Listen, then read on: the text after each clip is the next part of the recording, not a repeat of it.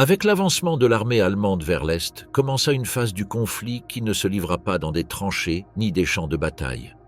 Dans des villages occupés, des ravins éloignés et des cours arrière, des milliers de personnes furent rassemblées en silence et exécutées sans jugement ni témoin. C'était le début d'une méthode qui bientôt se convertirait en norme. Les Einsatzgruppen, formés par des membres des SS et de la police, furent chargés d'appliquer cette nouvelle forme de guerre. Ils se déplaçaient derrière le front, suivaient des ordres simples et agissaient avec une régularité qui défiait toute logique. À leur passage, les chiffres croissaient et les lieux restaient marqués pour toujours. Qu'est-ce qui convertit ces exécutions en les plus brutales du régime nazi? Où eurent lieu ces massacres? Et pourquoi se convertirent-elles en la méthode la plus utilisée par les nazis? Kamianets-Podilski, le premier massacre en masse par balle. Dans les champs de l'ouest de l'Ukraine, où les forces allemandes avançaient durant les premières semaines de l'opération Barbarossa, s'établit un précédent qui marquerait l'évolution du génocide nazi. La ville de Kamianets-Podilski était tombée sous contrôle de la Wehrmacht le 11 juillet 1941, se convertissant immédiatement en zone d'opération pour l'Einsatzgruppe C.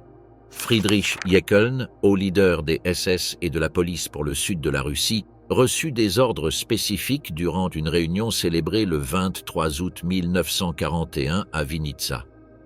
Les instructions provenaient directement du Reichssicherheitshauptamt sous l'autorité de Reinhard Heydrich et Heinrich Himmler.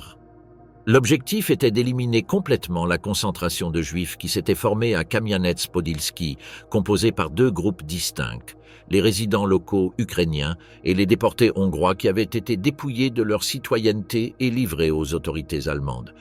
L'opération requérait une structure de commandement pyramidale spécifique pour ce premier massacre systématique. Jeckeln établit le Sonderkommando 11B, commandé par le SS Obersturmbannführer Paul Blobel, comme unité exécutrice directe. Cette force spécialisée était constituée d'entre 80 et 100 hommes entraînés spécifiquement aux assassinats massifs. Le bataillon de police 320 forma le périmètre extérieur et fournit la sécurité logistique. Des éléments additionnels de l'armée allemande facilitèrent le transport et les ressources nécessaires pour l'opération. Les préparatifs commencèrent immédiatement après l'autorisation de Vinnitsa. Les victimes, qui avaient été concentrées préalablement dans des baraquements improvisés à l'intérieur de la ville, furent organisées pour leur transfert. Les déportés hongrois, beaucoup provenant de la région de Transcarpathie, avaient demeuré durant des semaines dans des conditions déplorables, sans accès régulier à des aliments ni assainissement basique. Cette situation facilita la justification allemande pour leur élimination immédiate, alléguant des problèmes logistiques et sanitaires. Les autorités allemandes préparèrent le terrain d'exécution, utilisant des fosses naturelles et artificielles dans les alentours de Kamianets-Podilski. Elles profitèrent d'anciens cratères d'artillerie et de tranchées anti-chars excavées durant la retraite soviétique, ce qui réduisit significativement le temps et les ressources nécessaires pour créer des sites d'enterrement massifs. L'usage de ces structures existantes démontra la planification méticuleuse de l'opératif et établit un modèle d'exploitation du terrain qui serait répliqué postérieurement. Le transport des victimes se réalisa au moyen de colonnes à pied sous stricte surveillance armée. Les forces allemandes établirent un périmètre de sécurité de plusieurs kilomètres, assurant qu'aucune personne ne pouvait entrer ou sortir de la zone durant les 3 jours de durée de l'opératif. Cette mesure garantissait tant le contrôle total de l'air que le secret de l'opération face aux observateurs externes. Le procédé d'exécution suivit un protocole systématique qui se répéterait de forme identique durant toute l'opération, établissant le premier modèle standardisé d'extermination massive par fusillement. Les victimes étaient alignées en groupe devant les fosses préparées. Dépendant du terrain spécifique, on les obligeait à s'agenouiller ou demeurer debout au bord des excavations. Les membres du Sonderkommando 11B tiraient à courte distance, concentrant leurs tirs dans la nuque ou la partie postérieure du crâne, utilisant des pistolets Luger ou des fusils Mauser selon les circonstances tactiques du moment. Les corps tombaient directement dans les fosses communes. Dans les cas où les victimes ne mouraient pas immédiatement par les tirs, elles étaient jetées vivantes dans les excavations pour accélérer le processus. Chaque fosse se couvrait de terre immédiatement, après chaque ronde d'exécution, éliminant les traces visuelles et contenant tout mouvement de personnes qui auraient survécu aux tirs initiaux. L'opération fonctionnait par équipes organisées qui maximisaient l'efficacité de l'extermination. Les estimations logistiques internes du Sonderkommando indiquent une capacité d'exécution d'entre 300 et 500 personnes par heure, dépendant de la taille de chaque groupe et de l'efficacité du feu. Tout le processus était manuel et se développait complètement à l'air libre, sans utiliser de véhicules de gaz ni d'installations fermées. La simplicité de la méthode permettait de maintenir un rythme constant durant des journées complètes. Le personnel allemand alternait en équipe pour éviter la fatigue qui pourrait réduire l'efficacité opérative, s'établir des repos programmés pour les unités exécutrices, tandis que d'autres continuaient le processus, garantissant un flux continu d'élimination. Les commandants supervisaient personnellement pour assurer que se maintiennent les standards de vitesse et qu'il ne se produise pas de gaspillage de munitions. Selon le rapport de l'Einsatzgruppe C, daté du 11 septembre 1941, le nombre total de personnes exécutées à Kamianets-Podilskyi atteignit les 23 600. Ce chiffre fut confirmé au moyen de documents internes des SS et de rapports du bataillon de police 320, matériaux qui se conservent dans les archives du Bundesarchiv allemand et ont été utilisés comme évidence dans de multiples investigations académiques et processus judiciaires postérieurs. La distribution spécifique de victimes fut documentée avec précision administrative caractéristique de l'appareil nazi. Approximativement 16 000 correspondaient à des juifs hongrois déportés, tandis qu'environ 7 600 étaient des juifs locaux ukrainiens. Cette différenciation démontra la nature internationale de l'opération, combinant des déportations depuis des pays alliés avec l'élimination de populations locales en une seule opération coordonnée. Les investigations postérieures du Comité d'État extraordinaire soviétique, réalisées entre 1944 et 1997-45, confirmèrent ces chiffres au moyen d'exhumations partielles, d'analyses légales et de mesurage topographique des sites d'exécution. Les investigateurs soviétiques documentèrent la disposition des corps, l'évidence balistique et les conditions d'enterrement, fournissant une validation indépendante des registres allemands. Les documents qui soutiennent ce massacre incluent le rapport officiel de l'Einsatzgruppe C, conservé dans les archives fédérales allemandes sous la référence BARC R 58214, les comptes opératifs du Sonderkommando 11B avec des listes détaillées de munitions dépensées et des rapports de pertes, et les registres du bataillon de police 320 utilisés durant les jugements de Nuremberg. Additionnellement, se conservent des communications entre Jeckeln et le haut commandement de la Wehrmacht relatives à l'usage de ressources de transport et d'assignation d'espace opératifs. Les photographies aériennes soviétiques des fosses, prises en 1944 durant la réoccupation de la zone, fournissent une évidence visuelle de la portée de l'opération. Ces images montrent la perturbation du terrain et la localisation exacte des fosses communes, permettant de corréler les rapports administratifs avec l'évidence physique du site. Les registres hongrois sur la déportation de leurs citoyens apatrides mettent en évidence la collaboration directe entre Budapest et Berlin dans le processus qui conduisit à ces exécutions massives. Ces documents incluent des listes de déportés, des ordres d'expulsion et de la correspondance diplomatique qui démontrent la coordination internationale dans l'implémentation du génocide. Le massacre de Kamianets-Podilskyi établit un modèle opératif qui se répéterait dans des territoires occupés le long du front oriental. La méthodologie employée, isolement de victimes, transport contrôlé, alignement systématique, tir direct et enterrement immédiat, se convertit en un protocole standard pour l'assassinat de communautés entières qui caractériserait la Shoah par balle dans toute l'Europe orientale. Les faits furent documentés méticuleusement par leurs propres perpétrateurs, reflétant une exécution délibérée et parfaitement organisée, qui plaça cette opération comme un des exemples les plus clairs d'assassinat administratif dans l'histoire du génocide nazi. Cette documentation obsessive se convertirait en caractéristique distinctive de toutes les opérations d'extermination nazie postérieures. Babin Yar, le ravin de sang. Aux abords de Kiev, un ravin naturel de plus de 2,5 km de longueur se convertit en le scénario d'une des opérations d'extermination les plus efficacement organisées durant la phase initiale de l'implémentation de la solution finale.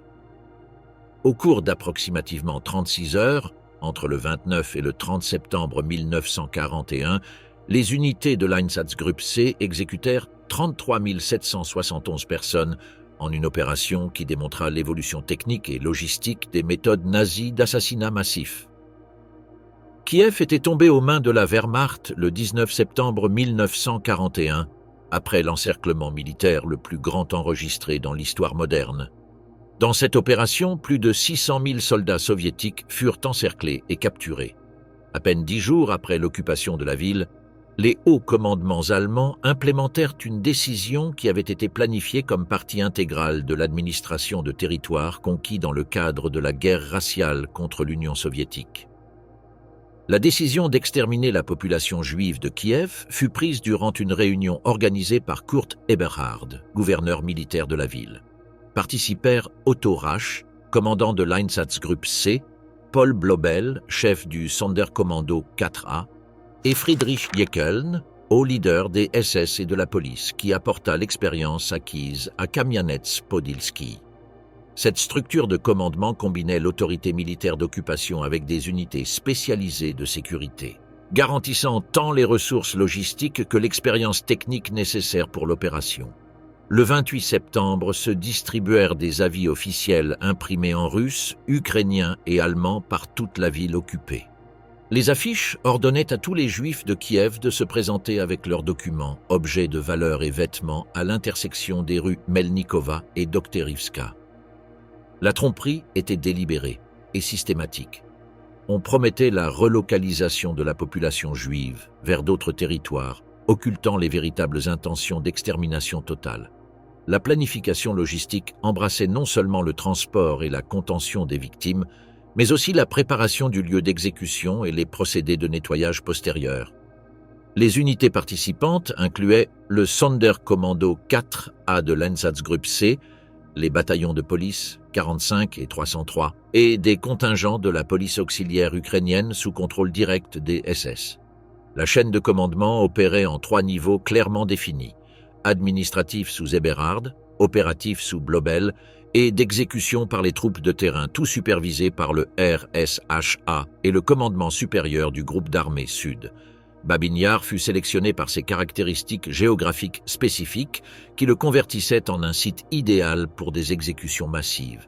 Le ravin présentait une profondeur variable, entre 10 et 50 mètres, avec des versants naturels qui facilitaient le contrôle des victimes et l'occultation immédiate des cadavres.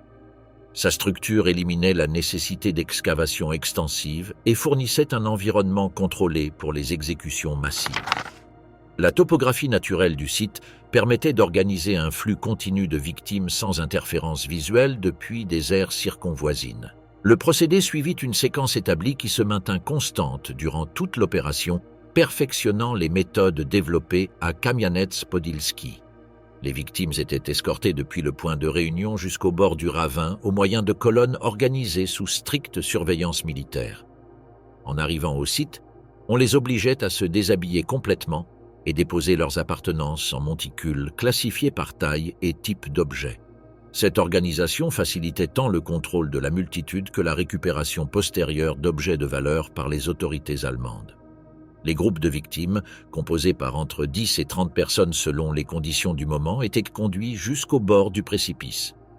Les exécutions se réalisaient au moyen de fusils Mauser Kar 98 Kaba pour précision à moyenne distance, de pistolets l'UGP-08 et Walter P-38 pour des tirs de courte portée et de mitrailleuses MG-34 utilisées selon les circonstances tactiques spécifiques. Les tirs se concentraient dans la nuque pour garantir la mort immédiate et minimiser le mouvement des corps en tombant. Les cadavres tombaient directement dans le ravin, s'accumulant en couches successives. Dans les cas où quelques victimes survivaient à la décharge initiale, elles étaient achevées avec des tirs additionnels ou ensevelies vivantes sous les vagues postérieures de corps. Des couches de chaux vives et de terre étaient jetées par intermittence pour dissimuler les cadavres et contrôler les odeurs avant de continuer avec la série suivante d'exécutions. Ce processus permettait de maintenir un rythme continu sans interruption significative. L'opération fonctionnait les 24 heures du jour pour maximiser l'efficacité dans le délai établi. Les documents postérieurs indiquent une moyenne d'exécution d'approximativement 1000 victimes par heure, maintenue au moyen d'équipes rotatives des unités participantes. L'usage d'éclairage artificiel durant les heures nocturnes permettait de continuer les exécutions sans pause, maximisant l'efficacité opérative et complétant l'élimination de toute la population juive de Kiev dans le moindre temps possible. Le personnel participant s'estima entre 300 et 500 individus, incluant entre 70 et 90 membres du Sonderkommando 4A, entre 150 et 200 policiers allemands des bataillons 45 et 303, et plus de 100 auxiliaires ukrainiens utilisés pour des tâches de contention et transport. L'armement employé incluait des fusils Mauser pour exécution de précision, des pistolets Luger et Walter pour tir à courte distance, des mitrailleuses MG-34 et MG-42 pour grands groupes et des camions Opel Blitz pour transport de victimes et équipes. La police auxiliaire ukrainienne accomplit des fonctions tactiques spécifiques: maintien du contrôle périmétral, escorte de victimes, prévention de fuites durant le trajet et participation à l'enterrement de corps. Ses collaborateurs agissaient sous pression directe des autorités d'occupation, bien que quelques-uns formaient partie de structures nationalistes préalablement intégrées à l'appareil administratif nazi. Il n'existe pas de registres officiels de participation civile spontanée dans les exécutions. Tout l'opératif fut contrôlé exclusivement par des commandements allemands. La coordination logistique requérait un approvisionnement continu de munitions, de combustible pour véhicules, d'outils pour excavation et de matériaux pour couvrir les fosses. Les services d'intendance allemands organisèrent des dépôts temporaires près du site pour éviter des interruptions dans le processus d'extermination. S'établirent aussi des postes de premier secours pour le personnel exécuteur en cas d'accident avec des armes à feu. Selon le rapport opératif daté du 2 octobre 1941, signé par Paul Blobel et transmis au RSHA, s'établit le chiffre précis de 33 771 victimes exécutées. Ce chiffre a été validé au moyen de documents internes allemands et fut officiellement accepté dans les jugements de Nuremberg. Le rapport fut récupéré en 1945 des archives du RSHA à Berlin et utilisé comme évidence principale dans le processus contre les commandants des Einsatzgruppen célébré entre 1947 et 1948. Les documents qui soutiennent l'opération de Babin Yar, incluant le rapport d'activité du Sonderkommando 4A qui mentionne explicitement le chiffre de victimes. La correspondance entre Paul Blobel et le RSHA conservée dans les archives de Nuremberg, les comptes d'opération des bataillons de police 45 et 303 avec horaires détaillés, munitions utilisées et assignation d'équipes, et des cartes militaires de la Wehrmacht qui montrent le périmètre de sécurité. Routes d'accès, points de contrôle et distribution d'unités. Le rapport de Karl Jäger, bien que référé à d'autres zones d'opération dans les pays baltes, confirme que le type d'opération appliqué à Babin Yar correspondait à une politique standardisée implémentée dans toute l'Ukraine durant 1941. Ces documents ont été cotés par des historiens spécialisés comme Karel C. Berkhoff, Timothy Snyder et Yitzhak Arad, qui concordent dans l'authenticité des sources et la précision des chiffres présentés. L'opération de Babin Yar inclut aussi des mesures d'occultation postérieures. En 1943, quand les troupes soviétiques commençaient à s'approcher de Kiev, les Allemands organisèrent l'opération Sonderkommando 1005, dirigée par le même Paul Blobel, pour exhumer et brûler les corps avec l'objectif d'éliminer l'évidence du crime. Cependant, l'ampleur de l'opération originale rendit impossible d'effacer complètement les traces du génocide. Le massacre de Babin Yar représenta la culmination technique des méthodes d'exécution massive développées par les unités spéciales allemandes durant les premiers mois de l'invasion soviétique. La combinaison de tromperies systématiques, d'exploitation de caractéristiques géographiques naturelles, de coordination entre multiples unités et de documentation méticuleuse établit un modèle qui serait répliqué dans des opérations postérieures le long du front oriental. L'opération démontra la capacité de l'appareil nazi pour exécuter des génocides à échelle massive, utilisant des méthodes directes et des ressources relativement limitées, préfigurant les méthodes industrielles qui s'implémentèrent postérieurement dans les camps d'extermination. Le massacre de Babin Yar représenta la culmination technique des méthodes d'exécution massive développées par les unités spéciales allemandes durant les premiers mois de l'invasion soviétique. La combinaison de tromperies systématiques, d'exploitation de caractéristiques géographiques naturelles, de coordination entre multiples unités et de documentation méticuleuse établit un modèle qui serait répliqué dans des opérations postérieures le long du front oriental. L'opération démontra la capacité de l'appareil nazi pour exécuter des génocides à échelle massive, utilisant des méthodes directes et des ressources relativement limitées, préfigurant les méthodes industrielles qui s'implémentèrent postérieurement dans les camps d'extermination. Mauthausen, le mur des parachutistes. Dans les collines d'Autriche, près de Linz, le camp de concentration de Mauthausen développa des méthodes spécifiques d'exécution qui combinaient le travail forcé avec l'assassinat systématique. La carrière de granit Wiener Graben se convertit en un instrument d'extermination au moyen d'un procédé connu par les gardes SS comme le mur des parachutistes, un escarpement d'entre 30 et 40 mètres de hauteur qui fut utilisé systématiquement pour des exécutions déguisées comme accidents laboraux ou suicides. Le camp de Mauthausen opéra comme centre d'extermination au moyen de travaux forcés depuis son établissement en 1938, se différenciant d'autres camps par sa classification initiale comme installation de grade 3, destinée aux ennemis politiques incorrigibles du Reich. La carrière formait partie intégrale du système de mort par épuisement physique, mais sa structure échelonnée en multiples niveaux fournit aux SS une méthode additionnelle d'élimination sélective qui complétait les procédés réguliers du camp. Les victimes du mur des parachutistes étaient conduites jusqu'au sommet de l'escarpement et forcées de sauter sous menace directe d'armes à feu ou au moyen de poussées délibérées exécutées par les gardes. Cette méthode se distinguait d'autres systèmes d'exécution employés dans des camps de concentration par son apparente spontanéité et la possibilité d'enregistrer les morts comme accidents laboraux au lieu d'exécution formelle. Le procédé était ordonné directement par des officiers SS qui sélectionnaient les prisonniers selon des critères spécifiques, châtiments disciplinaires pour infractions réelles ou imaginaires, représailles pour activités de résistance détectées ou soupçonnées, ou simplement comme instrument de terreur psychologique pour maintenir le contrôle sur la population générale du camp.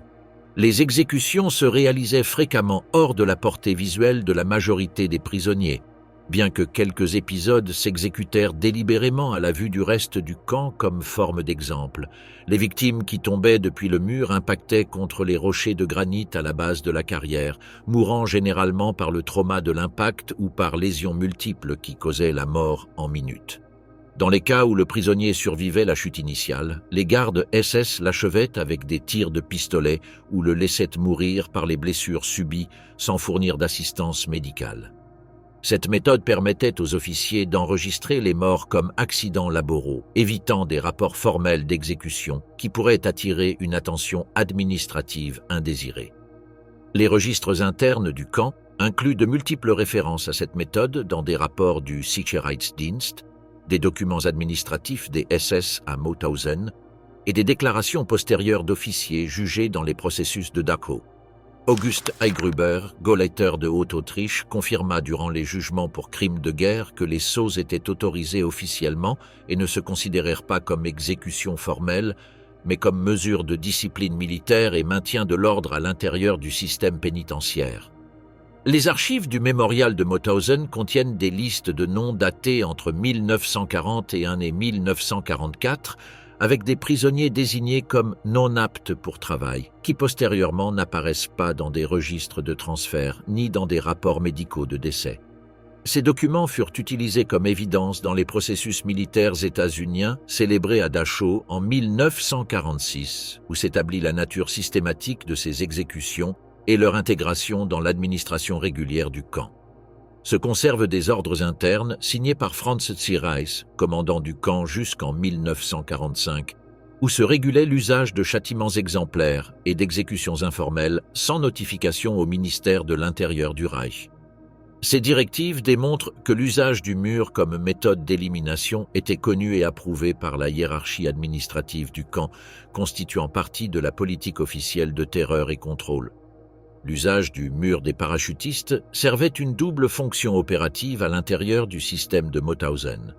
Dans certains cas, il fonctionnait comme méthode encouverte d'élimination pour prisonniers spécifiques, créant l'apparence d'accident ou suicide pour éviter des investigations administratives ou attentions externes. En d'autres occasions, les exécutions étaient délibérément publiques et visibles pour le reste des prisonniers, servant comme outil de dissuasion et contrôle psychologique. Les exécutions encouvertes s'organisaient hors de l'horaire général de travail de la carrière, n'assistaient que des gardes sélectionnés spécifiquement par les officiers et ne s'enregistraient pas officiellement comme exécution dans les livres administratifs du camp. Cette méthode s'appliquait fréquemment à des membres de la résistance, des officiers soviétiques, des prêtres catholiques et des témoins de Jéhovah qui se refusaient à collaborer avec l'administration du camp ou renonçaient à leurs convictions religieuses. Les exécutions publiques se menaient devant des groupes de prisonniers forcés d'assister à l'acte comme partie de leur routine laborale. Les SS organisaient des formations obligatoires avec des discours préalables sur la discipline et les conséquences de la désobéissance. Ces démonstrations s'utilisaient comme mesure préventive pour éviter des sabotages, des tentatives de fuite ou des actes de résistance organisés à l'intérieur du camp. Franz Zierreis, capturé par les forces états-uniennes en mai 1945, déclara sous garde militaire que la méthode du mur fut conçue comme forme rapide d'éliminer des éléments irrécupérables ou subversifs à l'intérieur du système pénitentiaire. Dans sa confession signée devant les Alliés, il reconnut que la pratique fut habituelle durant des années et qu'elle était connue par tout le personnel du camp, depuis les gardes jusqu'aux officiers administratifs. Zierreis indiqua qu'il autorisa lui-même de multiples exécutions au moyen de cette méthode sous ordres verbaux transmis aux officiers pour éviter des traces écrites qui pourraient compromettre l'administration du camp en cas d'investigation externe. Cette politique d'ordre non documentée était caractéristique du système de camps de concentration nazi, permettant de maintenir un déni plausible devant des autorités supérieures. Après son témoignage, Zierreis décéda par blessure de balle subie durant sa capture, mais ses déclarations furent corroborées par d'autres commandements SS, incluant Karl Schulz et Hans-Heinrich Grünberg, durant les procédés judiciaires postérieurs. Ces affirmations furent contrastées avec des documents récupérés de l'archive du camp et des notes personnelles trouvées dans son bureau après la libération du camp par les forces états-uniennes. Les tribunaux autrichiens postérieurs à 1945 établirent des chiffres spécifiques au moyen d'exhumations partielles dans la carrière Wienergraben, de déclarations de personnel du camp survivant et de registres du crématoire qui mettaient en évidence des augmentations d'incinération après des épisodes d'exécution massive. Un rapport de 1946 du ministère de l'Intérieur autrichien estima entre 350 et 400 exécutions documentées ou déductibles par chute dans la carrière, sans inclure des cas encouverts sans évidence directe. Les commissions soviétiques d'investigation qui collaborèrent avec les Alliés durant les jugements reconnurent le mur comme méthode habituelle d'assassinat et l'inclurent dans le rapport officiel sur les crimes de guerre nazis présenté dans les processus de Nuremberg. Les autorités soviétiques cataloguèrent ce procédé comme exemple de la brutalité systématique employée dans des camps de concentration allemands pour maintenir le contrôle sur des populations prisonnières. À différence des camps d'extermination, où les assassinats étaient massifs et industriels, les exécutions à Mauthausen au moyen du mur se caractérisèrent par leur nature sélective mais constante. La méthode permettait aux SS d'éliminer des individus spécifiques sans créer de registres officiels d'exécution, maintenant l'apparence que les morts étaient résultat du travail dangereux dans la carrière de granit. La documentation disponible démontre que le mur des parachutistes opéra comme instrument systématique de terreur et élimination durant toute l'existence du camp. Son usage combinait efficacité pratique avec effet psychologique sur la population générale de prisonniers, établissant un modèle de contrôle au moyen de menaces constantes d'exécution arbitraire qui se maintiendraient jusqu'à la libération du camp par les forces états-uniennes en mai 1945. L'héritage du mur des parachutistes illustre la créativité sinistre du système de camp nazi pour développer des méthodes d'assassinat qui pourraient être encouvertes administrativement, tandis qu'elles servaient de multiples propositos opératifs. Élimination d'individus problématiques, contrôle psychologique de la population prisonnière et maintien du déni plausible devant des autorités externes au système de camp. Lviv, les brutales chasses humaines. Durant les premières semaines de l'opération Barbarossa, la ville de Lviv se convertit en scénario d'opération systématique d'élimination que les forces allemandes dénommèrent intérieurement comme « action de nettoyage ». La Wehrmacht occupa la ville le 30 juin 1941, à peine une semaine après le début de l'invasion à l'Union soviétique. La rapide retraite de l'armée rouge avait laissé un vide administratif qui fut immédiatement exploité par les unités spéciales allemandes pour implémenter des protocoles d'extermination préalablement planifiés. Les opérations ne constituaient pas des pogroms spontanés de la population civile, mais des actions militarisées exécutées sous une chaîne de commandement définie par le Reichssicherheitshauptamt à travers l'Einsatzgruppe C. Les instructions opératives spécifiaient l'élimination de tout élément potentiellement dangereux dans l'arrière-garde du front, catégorie qui incluait des fonctionnaires soviétiques, des juifs mâles en âge militaire, des intellectuels et des membres du Parti communiste. Les commandos qui participèrent directement à ces opérations incluaient le Sonderkommando 4B, dépendant de l'Einsatzgruppe C, le bataillon de police 304 de l'Ordnungspolizei, des unités du Sicherheitsdienst et du personnel administratif des SS, et des éléments d'appui de la police auxiliaire ukrainienne sous supervision tactique allemande. Cette structure combinait des unités spécialisées en assassinat avec des forces policières régulières et des collaborateurs locaux qui connaissaient la géographie urbaine et la population objective. Les opérations suivaient une séquence standardisée qui se répétait quotidiennement durant la période de pacification de la ville. Le processus commençait avec l'identification et la réunion d'objectifs au moyen de listes de suspects distribuées entre les unités du Sicherheitsdienst. Ces listes incluaient principalement des fonctionnaires soviétiques, des juifs mâles en âge militaire, des intellectuels et des membres du Parti communiste, tous pré-identifiés avant l'occupation de la ville. Les points de réunion s'établissaient près d'écoles abandonnées, de casernes militaires soviétiques et de stations ferroviaires qui fournissaient des espaces amples pour organiser de grands groupes de détenus. Les victimes étaient convoquées au moyen de tromperies comme enregistrement de documents ou relocalisation laborale, profitant de la confusion administrative postérieure à l'occupation et l'effondrement des structures gouvernementales soviétiques. Une fois réunies, les victimes étaient groupées par dizaines sous escorte armée du Sonderkommando 4B. Le bataillon de police 304 se chargeait de patrouiller les rues circonvoisines et maintenir des cordons de sécurité pour éviter des fuites durant le processus de capture et organisation. La police auxiliaire ukrainienne fournissait un appui logistique et une connaissance locale pour identifier des objectifs spécifiques qui pourraient avoir évadé la détection initiale. Le transport au lieu d'exécution se réalisait exclusivement à pied, au moyen de marches forcées qui constituaient en elles-mêmes partie du processus de terreur psychologique. Chaque colonne incluait entre 20 et 100 personnes selon la capacité opérative du moment et la disponibilité de personnel d'escorte. Les marches duraient entre 15 minutes et 2 heures, dépendant de la distance jusqu'au site d'exécution. Cours arrière d'installations militaires, baraques abandonnées et zones boisées dans les abords de Lviv, particulièrement la forêt de Vinnytsia. Les lieux d'exécution avaient été préparés préalablement au moyen de l'excavation de tranchées collectives qui profitaient de la topographie naturelle du terrain. En arrivant au site, s'appliquait un protocole spécifique développé pour maximiser l'efficacité. Les victimes étaient obligées de se déshabiller partiellement et former des files devant les excavations. On les faisait marcher jusqu'au bord de chaque tranchée, qui mesurait entre 5 et 15 mètres de longueur selon le nombre de victimes prévues pour chaque opération. Les exécutions se réalisaient au moyen de tirs à la nuque avec des pistolets Walter P-38 pour précision dans des cas individuels ou depuis des positions arrière utilisant des fusils CAR 98 Cab pour des groupes organisés en file. Dans des cas de grands groupes qui requéraient un traitement rapide, s'employaient des mitrailleuses MG-34 pour accélérer le processus et maintenir les horaires opératifs. L'enterrement était immédiat.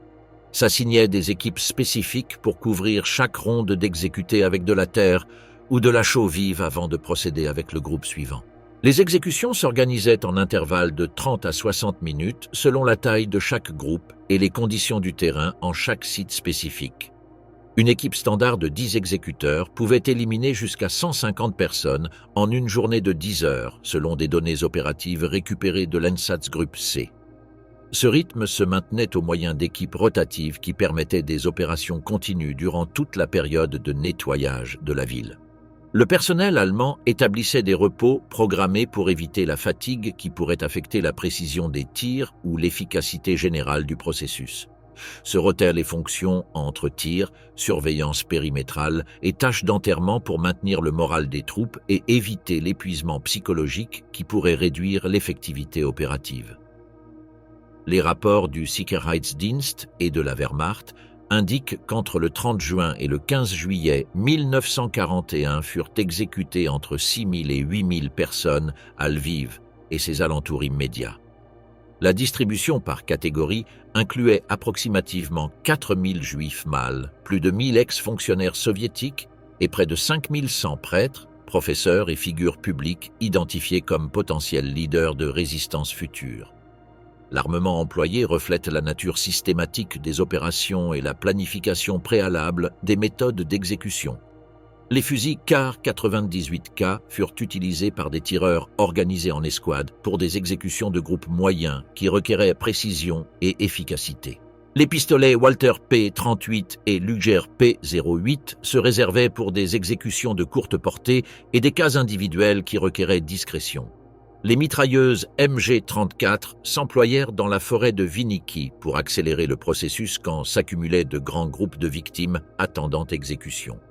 Le temps moyen d'exécution pour un groupe de 50 victimes était d'entre 20 et 30 minutes, incluant la formation, les tirs et la sépulture immédiate. L'efficacité se maintenait durant des journées complètes, ce qui permettait une capacité quotidienne d'élimination supérieure aux 1000 personnes si l'opératif fonctionnait sans interruption significative due à des problèmes logistiques ou de personnel. La coordination logistique requérait un approvisionnement continu de munitions, d'outils d'excavation et de transport pour le personnel exécuteur entre différents sites de la ville. Les services d'intendance allemands établirent des dépôts temporaires de provisions en points stratégiques pour éviter des retards qui pourraient interrompre les opérations programmées. Les documents militaires et policiers qui soutiennent ces opérations incluent le rapport de l'Einsatzgruppe C, correspondant au Sonderkommando 4B, conservé dans les archives centrales allemandes. Les rapports opératifs du bataillon de police 304, conservés dans les archives fédérales allemandes. Le journal d'opération du groupe d'armée sud qui enregistre les actions de nettoyage dans l'arrière-garde de Lviv et des communications internes du Sicherheitsdienst où se détaillent des ordres d'arrestation et élimination d'éléments bolcheviques. Ces documents furent utilisés comme évidence dans les jugements de Nuremberg célébrés entre 1947 et 1997-48 et dans le processus spécifique contre les commandants des Einsatzgruppen en 1951. La documentation coïncide à démontrer que les opérations de Lviv furent planifiées et exécutées comme actions de sécurité militaire, non comme actes spontanés ou initiatives de la population civile locale. Les photographies militaires allemandes de la période montrent l'organisation systématique des opérations, incluant la formation de colonnes de victimes, la disposition du personnel exécuteur et la préparation des sites d'exécution. Ces images, prises avec des fins administratives et d'entraînement, fournissent évidence visuelle de la nature organisée des opérations. Les rapports de terrain incluent aussi informations sur la distribution de responsabilités entre les différentes unités participantes, démontrant le niveau de coordination requis pour exécuter des opérations de cette ampleur dans un environnement urbain complexe. La collaboration entre unités régulières de la Wehrmacht, forces spéciales des SS et collaborateurs locaux illustre la nature systématique du génocide nazi dans des territoires occupés. La structure de ces opérations établit un modèle qui serait répliqué dans d'autres villes occupées durant l'avancement allemand vers l'Est. La combinaison d'identification préalable d'objectifs, usage de tromperies pour faciliter la capture, transport contrôlé et exécution immédiate démontra l'évolution des méthodes nazies depuis des arrestations individuelles vers des opérations d'extermination massive qui caractériseraient l'occupation de territoires soviétiques. L'héritage des chasses humaines de Lviv réside dans sa démonstration de comment les forces d'occupation pouvaient transformer rapidement une ville en un camp d'extermination temporaire, utilisant l'infrastructure urbaine existante et la collaboration locale forcée pour implémenter un génocide à échelle municipale. Ces méthodes préfigurèrent les opérations de plus grande échelle qui se développeraient postérieurement dans toute l'Europe orientale. Palmyrie, les exécutions secrètes de l'intelligence polonaise. Dans les forêts silencieuses au nord-ouest de Varsovie, les autorités allemandes établirent un des centres d'élimination les plus systématiques et sélectifs de l'occupation nazie en Europe orientale. La forêt de Palmyrie, située approximativement à 30 km de la capitale polonaise, se convertit en le lieu d'exécution de l'élite intellectuelle et organisatrice de la société polonaise au moyen d'un processus qui combinait des listes noires préalablement élaborées avec des protocoles d'élimination extrajudiciaire méticuleusement organisés. Les victimes de Palmyrie ne furent pas sélectionnées au hasard durant l'occupation. Leurs noms figuraient dans le Sonderfahndungsbuch Pollen, un compendium d'approximativement 61 000 personnes préidentifiées par la Gestapo et le Sicherheitsdienst même avant l'invasion de la Pologne. Ces listes cataloguaient des figures publiques polonaises comme potentiels éléments de résistance ou intellectuellement dangereux selon les critères raciaux et politiques du régime nazi. Après l'occupation de Varsovie en septembre 1939, ces listes furent réactivées sous supervision du SS-Oberführer Karl Eberhard Schöngart, délégué du Sicherheitsdienst dans le général gouvernement. À partir de mars 1940, le processus d'élimination s'institutionnalisa au moyen de l'AB-Action, l'action extraordinaire de pacification. Cette directive avait comme objectif d'éliminer sélectivement l'élite intellectuelle et organisatrice de la société polonaise dans des zones sous administration allemande directe. Les ordres de détention étaient rédigés par des unités locales de la Gestapo en coordination avec les chefs de district du Sicherheitsdienst. Le transfert et l'exécution se planifiaient avec appui logistique de la Schutzpolizei au moyen de cycles hebdomadaires qui permettaient de traiter de grands groupes de détenus sans interruption dans l'administration générale de l'occupation. Le processus suivait un protocole administratif spécifique conçu pour maximiser l'efficacité et minimiser les possibilités de résistance ou fuite. Les victimes étaient arrêtées dans leur domicile, lieu de travail ou durant des contrôles routiniers à Varsovie. Les accusations formelles incluaient propagande illégale, collaboration avec l'état-major polonais en exil ou simplement figurer dans les listes noires préparées avant la guerre.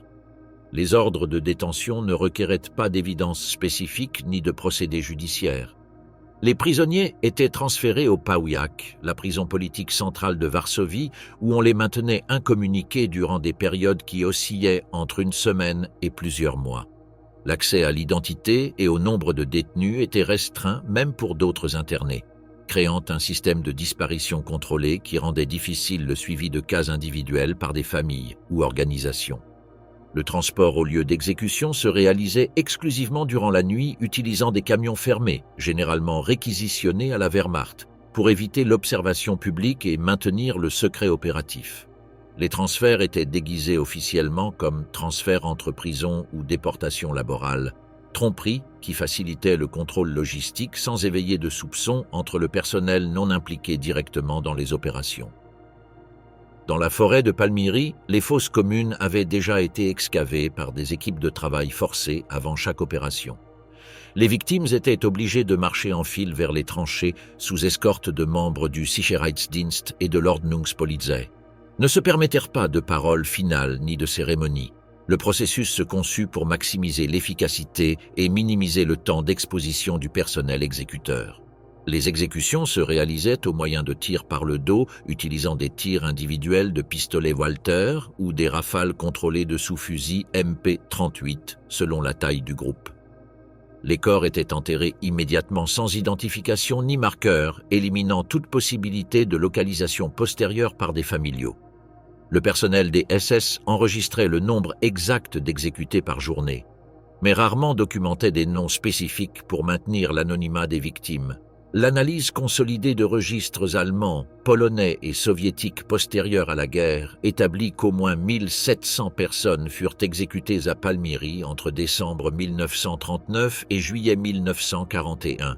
Le rythme opératif peut se diviser en 3 phases distinctes selon l'intensité et les objectifs spécifiques de chaque période. Entre décembre 1939 et mars 1940, les exécutions furent sporadiques, traitant des groupes d'entre 10 et 20 prisonniers selon la disponibilité d'objectifs immédiats et la capacité logistique du moment.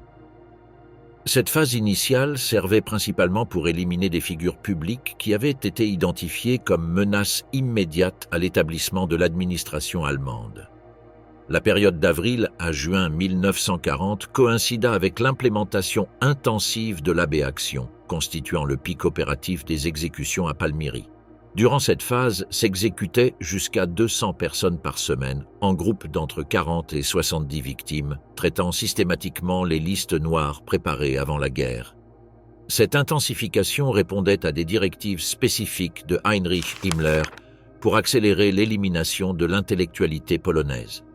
Depuis juillet 1940 jusqu'à juillet 1941, les opérations continuèrent comme élimination résiduelle d'objectifs spécifiques, exécutant entre 10 et 30 individus par opération selon qu'apparaissaient de nouveaux cas ou se complétaient des investigations pendantes. Cette phase finale se concentrait en figures qui avaient réussi à éviter la détention initiale ou qui avaient été identifiées postérieurement aux moyens d'investigation de la Gestapo. Un des jours les plus documentés fut le 20 juin 1940, quand furent exécutées 358 personnes en une seule journée, incluant des sénateurs, des députés, des professeurs universitaires et des officiers de l'armée polonaise. Ce chiffre fut confirmé par des documents trouvés dans les archives du Sicherheitsdienst de Varsovie, où la journée fut enregistrée officiellement comme fermée avec succès selon les objectifs établis. Les documents principaux qui soutiennent les exécutions de Palmyrie incluent l'ordre du général-gouverneur Hans Frank d'avril 1940, autorisant l'implémentation de l'AB-Action comme mesure de sécurité préventive, les registres d'entrée et sortie de prisonniers du Pawiak, où s'observe le vidage programmé en date coïncidente avec les exécutions, des rapports internes du Sicherheitsdienst récupérés après la guerre contenant des décomptes partiels et des ordres d'élimination signés par des officiers SS de district.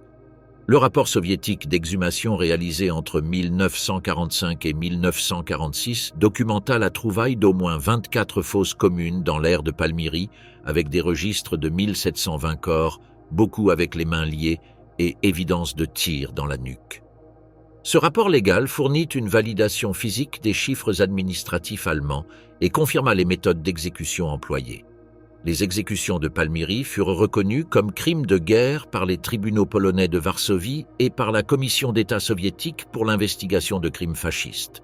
Les évidences documentales et légales furent utilisées dans les processus de Cracovie et dans les jugements de Nuremberg, établissant des précédents légaux pour la classification d'élimination d'élites intellectuelles comme crimes contre l'humanité.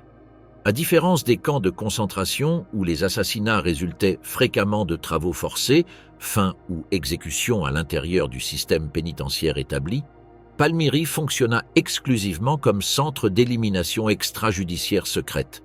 Les victimes étaient des élites intellectuelles présélectionnées selon des critères politiques spécifiques, non des prisonniers classifiés selon des catégories criminelles ou raciales générales.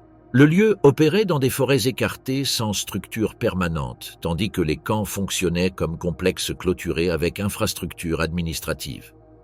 Les méthodes employées se limitaient à fusillement dans des tranchées préparées, évitant la variété de techniques utilisées dans des installations pénitentiaires. Le niveau d'encuvre était maximal, sans marques identificatoires ni registres médicaux, contrastant avec la documentation partielle maintenue dans des camps de concentration. La participation du personnel se limitait au Sicherheitsdienst, Gestapo et Ordnungspolizei, unités spécialisées en opérations secrètes, tandis que les camps employaient Totenkopfverband et administration pénitentiaire régulière.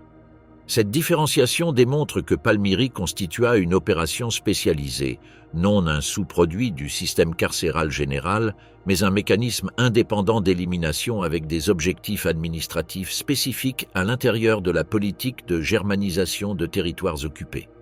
L'héritage de Palmyrie illustre la capacité du régime nazi pour combiner planification préalable, précision administrative et brutalité systématique en opérations conçues pour décapiter intellectuellement les sociétés occupées.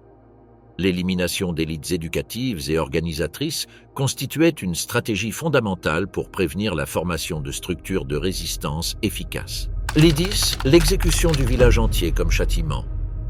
Dans les collines de Bohême, à 20 km de Prague, se développa une des représailles les plus systématiquement documentées du régime nazi. L'élimination complète d'une communauté comme châtiment collectif pour un acte de résistance. Le village de Lidice fut sélectionné pour démontrer les conséquences de toute opposition au contrôle allemand dans des territoires occupés, établissant un précédent de terreur qui résonnerait dans tout le protectorat de Bohême et Moravie. Le 27 mai 1942, Reinhard Heydrich, chef du Bureau central de sécurité du Reich et protecteur adjoint du protectorat, fut attaqué à Prague par des membres du mouvement de résistance tchécoslovaque entraînés par l'exécutif d'opérations spéciales britannique. L'attentat formait partie de l'opération Anthropoïde, conçue pour éliminer un des architectes principaux du génocide nazi et déstabiliser l'administration allemande en Tchécoslovaquie. Heydrich décéda le 4 juin 1942 par sepsis causée par des fragments métalliques et textiles introduits dans son organisme durant l'explosion. Sa mort déchaîna une vague de représailles planifiée depuis Berlin sous supervision directe de Heinrich Himmler et l'état-major des SS. L'objectif était de démontrer le contrôle absolu du Troisième Reich sur les territoires occupés et éradiquer tout appui local futur à la résistance au moyen d'un exemple de brutalité extrême. Lidice fut sélectionné comme objectif non par preuve directe de participation dans l'attentat contre Heydrich, mais comme exemple symbolique calculé pour impacter toute la population tchèque. Le prétexte officiel fut une lettre interceptée qui liait faussement des résidents du village avec les auteurs de l'attentat, document que les investigations postérieures démontrèrent avait été fabriqué par la Gestapo pour justifier l'opération. L'opération fut ordonnée par Karl Hermann Frank, secrétaire d'État du protectorat et SS Obergruppenführer, et Kurt Daluege, successeur intérimaire de Heydrich comme protecteur. L'exécution fut réalisée par des unités combinées de la Gestapo, du Sicherheitsdienst et du personnel de l'Ordnungspolizei sous coordination directe des SS. Le plan fut approuvé sans investigation judiciaire ni procédés administratifs constituant un ordre d'extermination directe. Frank déclara officiellement que l'opération avait comme objectif anéantir tous les hommes, disperser les femmes et liquider ou germaniser les enfants en accomplissement de directives transmises depuis Berlin par Himmler. Cette formulation démontra que la destruction de Lidice était partie de politiques plus amples d'élimination démographique et restructuration raciale de territoires occupés. Le 9 juin 1942, des unités de la Gestapo et de la police allemande se mobilisèrent vers Lidice avec des équipes complètes pour une opération de multiples jours. Le déploiement incluait du personnel spécialisé en démolition, des équipes d'excavation et des véhicules pour transport massif de personnes et matériaux. Le 10 juin à 4 heures du matin, le village fut complètement cerné par plus de 100 effectifs armés, bloquant toutes les routes d'entrée et sortie pour éviter des fuites ou interférences externes durant l'opératif. Entre 6 et 7 heures du matin, la population fut séparée systématiquement par sexe et âge au moyen de procédés développés spécifiquement pour cette opération. Tous les hommes majeurs de 15 ans furent retenus dans l'étable de Horak, une structure agricole proche du centre du village qui avait été sélectionnée préalablement par sa capacité et localisation. Simultanément, femmes et enfants furent chargés dans des camions réquisitionnés et transférés vers Kladno pour interrogatoire, classification et déportation postérieure. L'exécution des hommes commença à 9 heures du matin et continua jusqu'à 5 heures de l'après-midi en une opération qui combinait efficacité administrative avec brutalité systématique. Les 173 hommes furent fusillés en groupe de 5 devant un mur de l'étable qui avait été renforcé avec des matelas pour éviter des rebonds de balles et faciliter le nettoyage postérieur. Le procédé suivait une séquence invariable qui se maintint durant toute la journée. Chaque groupe de 5 victimes était aligné à 2 mètres du mur d'exécution sous supervision directe d'officiers SS. On tirait à courte distance utilisant des fusils Mauser Kar 98 cab pour garantir la mort immédiate et minimiser la souffrance prolongée. Dans des cas où quelques victimes survivaient le premier tir, elle était achevée immédiatement avec pistolet Walter P38. Chaque série durait approximativement 5 minutes, incluant le changement d'escouade de tir et la remosse de corps. Les cadavres étaient jetés immédiatement dans une fosse commune excavée préalablement près du lieu d'exécution. Au terme de l'opératif, Tous les corps furent arrosés de chaux vives et enterrés sans identification individuelle ni marqueur qui permettrait localisation postérieure. Le rythme d'exécution se maintint constant durant 8 heures consécutives, complétant l'élimination de tous les hommes du village avant le coucher du soleil. Les 203 femmes furent envoyées directement au camp de concentration de Ravensbrück, où la majorité fut utilisée comme main-d'œuvre forcée dans des fabriques textiles et de munitions.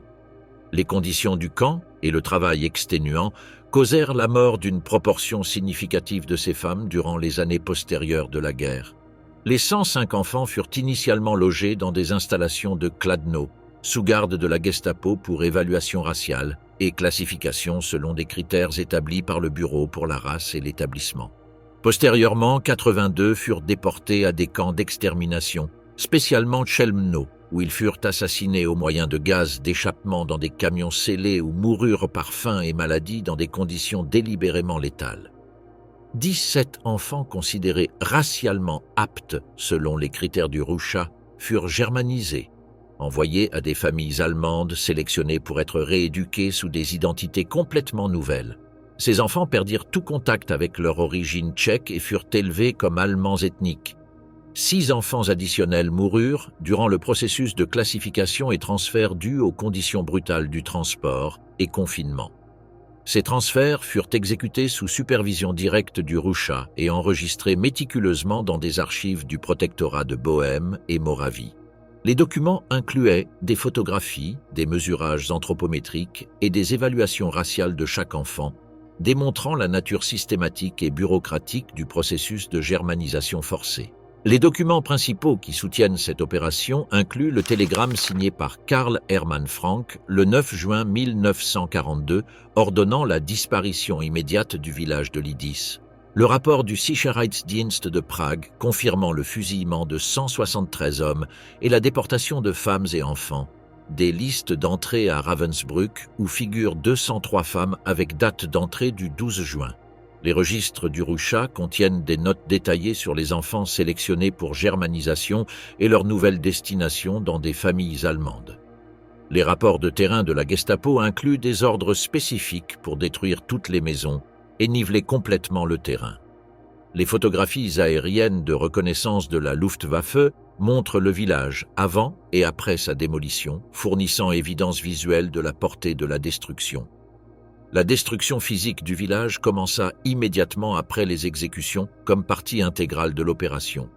Toutes les maisons furent dynamitées entre le 11 et le 12 juin, utilisant des explosifs militaires qui garantissaient la démolition complète des structures. Le cimetière fut profané systématiquement et les corps exhumés pour éliminer tout vestige de l'histoire du lieu. L'église du village fut explosée ensemble avec son clocher, éliminant le point de référence le plus visible de la communauté. Ne se permet qu'aucune structure demeure debout. Le terrain fut postérieurement labouré et semé d'orge pour éliminer des traces physiques de l'ancienne localisation du village et créer l'illusion qu'il n'avait jamais existé une communauté en ce lieu. L'objectif explicite était d'éliminer tout vestige physique et démographique de la localité, établissant un précédent que des communautés entières pouvaient être effacées de l'existence comme conséquence d'actes de résistance. Cette politique de représailles collectives se conçut pour décourager tout appui futur à des mouvements de résistance dans des territoires occupés. Tous ces documents furent présentés comme évidence dans les jugements de Nuremberg et dans le tribunal national tchécoslovaque de 1946, établissant Lidis comme exemple paradigmatique de crime contre l'humanité au moyen de représailles collectives. L'opération démontra la capacité du régime nazi pour implémenter des génocides à échelle communautaire avec efficacité administrative et brutalité systématique. La destruction de Lidis constitua un modèle opératif qui combinait élimination physique immédiate avec effacement historique complet, technique qui serait considérée postérieurement par des tribunaux internationaux comme forme spécifique de génocide culturel. La documentation méticuleuse allemande de tout le processus fournit évidence irréfutable de la nature préméditée et systématique de ces crimes contre des populations civiles. Le cas de Lidice illustre aussi l'évolution des politiques nazies depuis l'assassinat sélectif vers l'élimination totale de communautés comme instrument de terreur politique. L'opération démontra que le régime était disposé à sacrifier des populations entières pour maintenir le contrôle sur des territoires occupés et décourager toute forme de résistance organisée.